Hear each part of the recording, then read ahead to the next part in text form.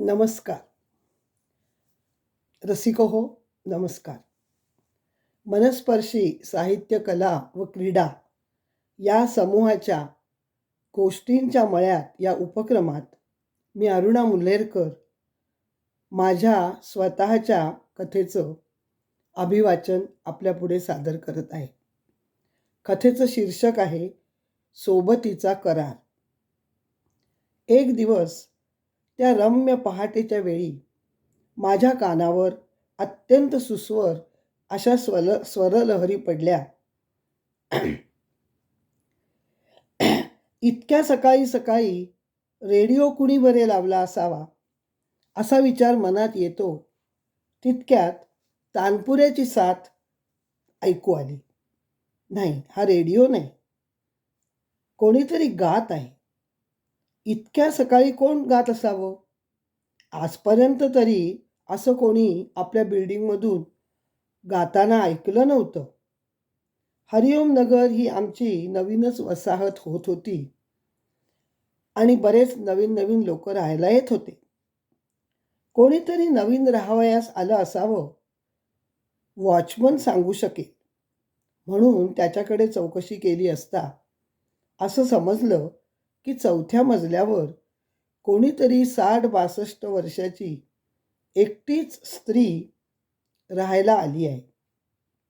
माझं कुतूहल अधिकच वाढलं आणि मी ठरवलं की या कोण मावशी आल्या आहेत, त्यांच्याशी ओळख करायचीच. मनाचा पक्का निर्धार करून मी 4थ्या मजल्यावरील मावशींच्या दारावरची बेल वाजवली. काही क्षणातच दार उघडलं. या, बसा.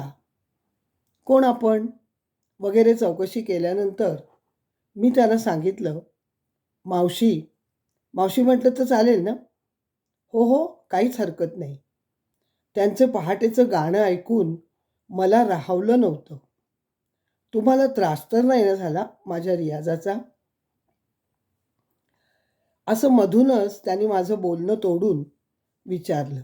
नाही हो, ते सुरेल गाणं ऐकूनच मला तुमच्यासारख्या नव्या शेजारणीशी ओळख करून घेण्याचा मोह टाळता आला नाही. मला प्रथम भेटीतच या मावशी खूप आवडल्या. त्यांचा ताठ बांधा, त्यांच्याकडे त्यांचा हसतमुख चेहरा आणि एक प्रकारचं करारी व्यक्तिमत्व त्यांच्याकडे पाहता क्षणीच जाणवत होता तो त्यांचा प्रचंड आत्मविश्वास. त्या घरातच होत्या, एकट्या होत्या, पण कशा अगदी टापटीप. मला त्यांनी नेसलेली लाल गुलाबी रंगाची बारीक फुलं असलेली ऑफ व्हाईट साडी फार आवडली. साडीच्या पदराला पिन वगैरे लावून कशी अगदी छान नेसली होती. त्यांच्या एकूणच व्यक्तिमत्वाने मी अगदी प्रभावित झाले. घरातील मोजकं फर्निचर आणि एकूण सजावट यातून त्यांच्यातील व्यवस्थितपणा, नीटनेटकेपणा सहज जाणवत होता. खरं तर त्यांच्या आणि माझ्या वयात आई मुलीच्या वयातील अंतर असेल, परंतु वय विसरून त्यांच्या माझ्याशी जवळीकतेच्या वागण्यामुळे पहिल्याच भेटीत आमची मैत्री झाली.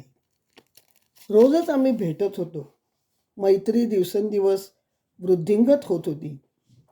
त्या जरी एकट्या राहत असल्या तरी त्यांना चांगलं चांगलं करून खाण्याची व खाऊ घालण्याची भलतीच मोठी हौस होती. घरात काहीही गोडधोड किंवा विशेष प्रकार बनवला की तो पदार्थ आमच्याकडे यायचाच. मग कधी आंबोळ्या, कधी पुरणपोळ्या, चतुर्थीला मोदक आलेच पाहिजेत. माझ्या मुलांना तर मावशींच्या हातचे रव्याचे लाडू अतिप्रिय. खिम्याचे पॅटीस आणि चिंबोरीचं कालवण खावं तर ते मावशींच्याच हातचं. माझ्या मुलांची तर मावशी आजीच झाल्या. कितीतरी वेळा मला काही कामानिमित्त बाहेर जावं लागे. मुलांना कोणाकडे ठेवू हा प्रश्न मला नेहमीच त्रास देत असे. परंतु मावशींची ओळख झाली आणि माझा हा प्रश्न कायमचा मिटला. मावशीने एकदा मुलांची जबाबदारी घेतली की मी अगदी निश्चिंतपणे बाहेर जाण्यास मोकळी. मावशी मुलांचे इतके लाड करायच्या, त्यांच्या आवडीनिवडी जपायच्या, त्यामुळे माझी मुलं तर अगदी खुशच असायची. मनात मात्र शंकेची एक पाल सतत चुकचुकत असायची. मावशी एकट्याच आहेत? त्यांचे यजमान, मुलं कोणी नाहीच का? मावशी स्वतःबद्दल जास्त काही बोलत नसत. त्यांचा नियमित रियाज, दिवसभर चालणारे गाण्याचे क्लासेस, असा आखीव दिवस. एक दिवस माझी उत्सुकता शिगेला पोचली तेव्हा मी ठरवलं की मावशींच्या खाजगी आयुष्याबद्दल त्यांना विचारायचंच. आता इतक्या महिन्यात आमचे दोघींचे आई मुलगी म्हणा, मावशी म्हणा की मैत्रीण म्हणा, नातं खूपच घट्ट झालं होतं. दोघींच्या वयातलं अंतर आमच्या नात्याच्या आड मुळीच येत नव्हतं. त्या दिवशी मावशी खाली कट्ट्यावर एकट्याच बसल्या होत्या. आजूबाजूला खेळणाऱ्या बालगोपालांचा आनंद मनात साठवत होत्या आणि हलक्या आवाजात त्यांचं गाणं गुणगुणणं चालूच होतं. माझं चालून झाल्यावर, काय मावशी, एकट्यात बसलात? असं विचारत मी त्यांच्या शेजारी जाऊन बसले. छे, एकटी कुठे? हे गाणं आहे ना माझ्यासोबत. एकमेकांना सोडून न जाण्याचा आमचा करारच आहे, आमच्या दोघांचा. कायम हसत राहणाऱ्या मावशींना मी आणखी काही विचारायच्या आतच मावशी खुल्या दिलाने बोलू लागल्या. अगं, प्रपंच तर सगळ्यांनाच असतो, मलाही आहे ना. माझी सोन्यासारखी 2 मुलं, सुना तिथे अमेरिकेत अगदी छान सेटल झाली आहेत. गोजीरवाणी नातवंड आहेत. जाते ना मी मधून त्यांना भेटायला. मुलंही येतात त्यांना सुट्टी मिळेल त्याप्रमाणे. पण शेवटी ज्याला त्याला ज्याचा त्याचा संसार असतोच ना गं. माझ्या यजमानांचं अकाली आकस्मिक निधन झालं आणि माझ्या सोबतीला धावून कोण आलं? तर हे माझं संगीत. या संगीतानंच मला नवी उभारी दिली. सतत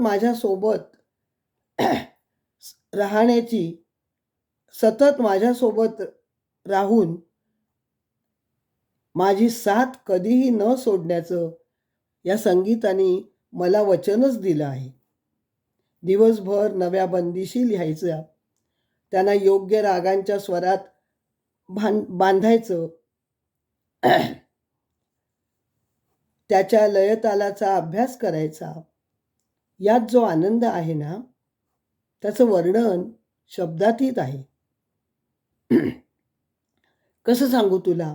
अगं, संगीत म्हणजे महासागर. तो पोहून जाण्याचा आव्हान स्वीकारल्यावर त्यासाठी किती जन्म घ्यावे लागतील ते नाही सांगता येणार. मी मात्र स्वरलहरींवर यथेच्छ तरंगत असते. त्यावेळी मला स्थळ काळाचं कसलंच बंधन राहत नाही. माझा मुक्त विहार चाललेला असतो. जीवनातील निखळ आनंदाचा आस्वाद या माझ्या संगीत सोबतीमुळे मला घेता येतो. शिवाय माझा रियाज अखंडित चालूच असतो. कधी कुठे गाण्याचा कार्यक्रम असला तर त्याची तयारीही करायची असते. म्हणजे मावशी, तुम्ही बाहेर गाण्याचे प्रोग्रामसुद्धा करता? हो, करते ना.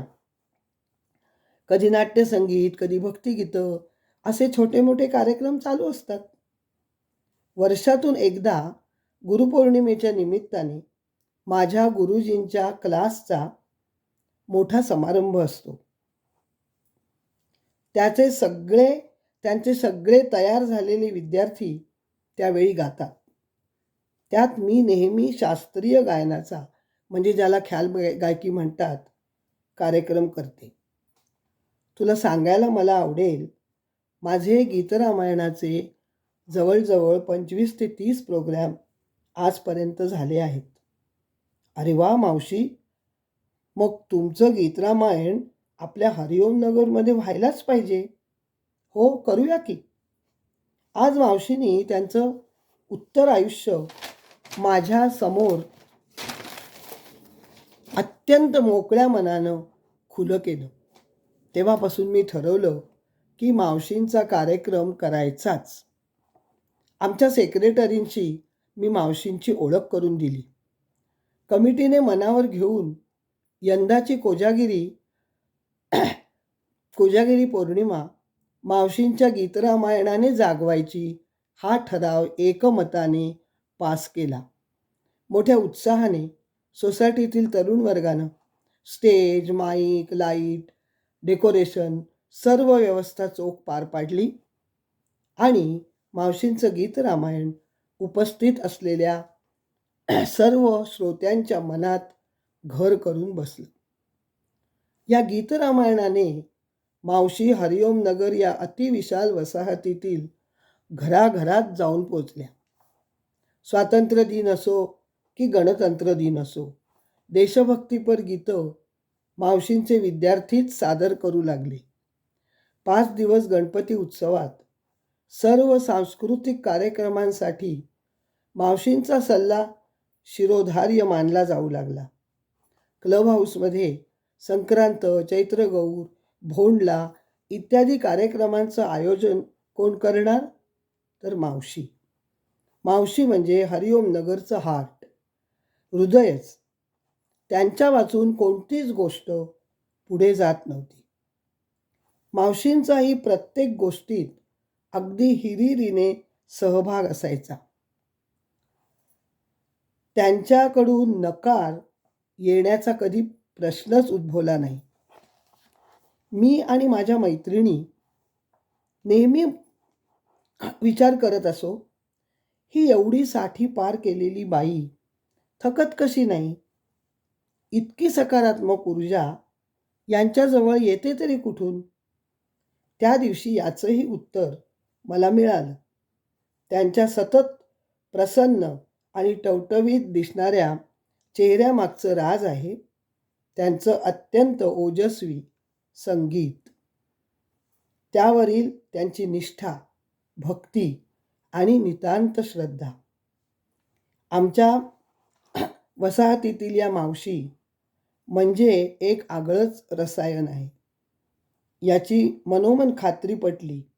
जीवनात आलेल्या कोणत्याही कठीण प्रसंगाने कोलमडून न जाता त्याला हसत खेळत कसं सामोरं जावं हा धडा मी मावशींकडून शिकले आणि त्यांच्याविषयी वाटणारं प्रेम, आदर, जिव्हाळा, आपुलकी द्विगुणित झाली. कशी वाटली माझा हा सोबतीचा करार तुम्हाला? माझी ही कथा आपल्याला आवडली असेल तर मनस्पर्शी साहित्य कला व क्रीडा समूहाच्या यूट्यूब चॅनलला नक्की लाईक करा, सबस्क्राईब करा आणि कमेंट बॉक्समध्ये आपले अमूल्य अभिप्राय नोंदवा. धन्यवाद. अरुणा मुल्हेरकर.